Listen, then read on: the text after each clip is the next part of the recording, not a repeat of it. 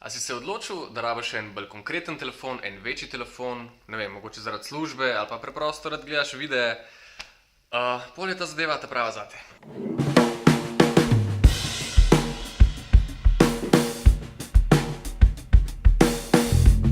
V tem videu ti pokažem 5 stvari, ki jih moraš vedeti o HTC U Ultra.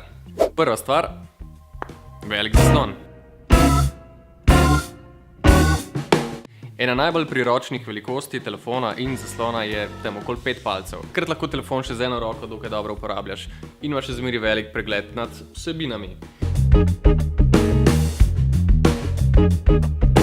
Ampak velik zaslon še ne pomeni nujno štorast telefon. Pri HTC-ju so naredili to hiše zelo tanko, zelo kompaktno, tako da ta telefon sploh ni moteč, recimo, če ga nosimo v hlačah.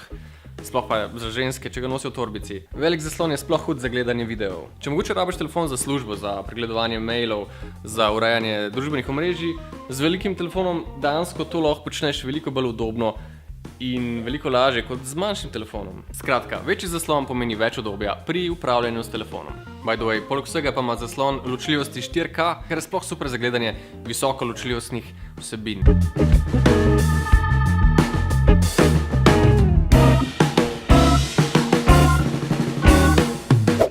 Druga stvar, koliko zaslonov vidiš? V bistvu ni samo eden, ampak sta dva.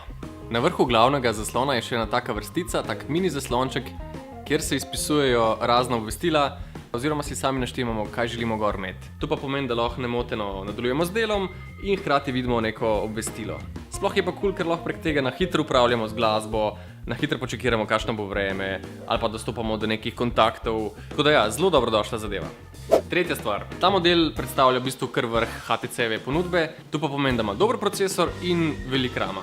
Kako se to v praksi pozna? V bistvu še najbolj pri nekih zahtevnih aplikacijah ali pa pri multiopravilnosti. Recimo, da imate odprtih, ne vem, 20 aplikacij naenkrat, ko boste odprli 21, telefon načeloma ne bo zamrznil, ne bo zaštekal, ker ima dovolj moči, da vse to poganja. Četrta stvar, prednja kamera. No, ta zadnja glavna dela zelo dobre posnetke, ampak prednja si zasluži še malo več pozornosti. Posnetke namreč zajema v ločljivosti 16 megapikslov. To je za prednjo kamero zelo velik. Tako kamero lahko tako delate veliko bolj kakovostne selfije, oziroma snemate sami sebe, če ste bolj v vlogerskih vodah. Jo, glih nekaj snemam, tako da se vidimo kasneje. Peta stvar. Ta telefon je tako kot recimo iPhone zgubil vtič za slušalke. Ampak brez skrbi, s telefonom itak dobite slušalke, ki se povezujejo prek te reže. Res pa je, da s telefonom ne morete uporabljati vseh starih slušalk, ki jih že imate doma. Ampak to ni nujno slaba stvar. Pri HTC-ju pač želijo spodbujati uporabnike, da se poslužujejo brezžičnih slušalk, kar pomeni, da nimate več težav z zapletanjem kablov. In nasploh se število brezžičnih slušalk na trgu zelo hitro povečuje. To je pač nek nov trend in čez par let sklepam, da bo večina telefonov izgubila te klasične vtiče. Evo, HTC U Ultra in 5 stvari, ki jih je dobro vedeti o tem telefonu. Upam, da ti bi video kul, da si izvedel kaj pametnega, da se boš lažje odločil, kateri telefon je primeren zate. Sicer pa, ne vem, polajki video, mogoče se naroči na naš kanal in se vidimo kmalu. Čau!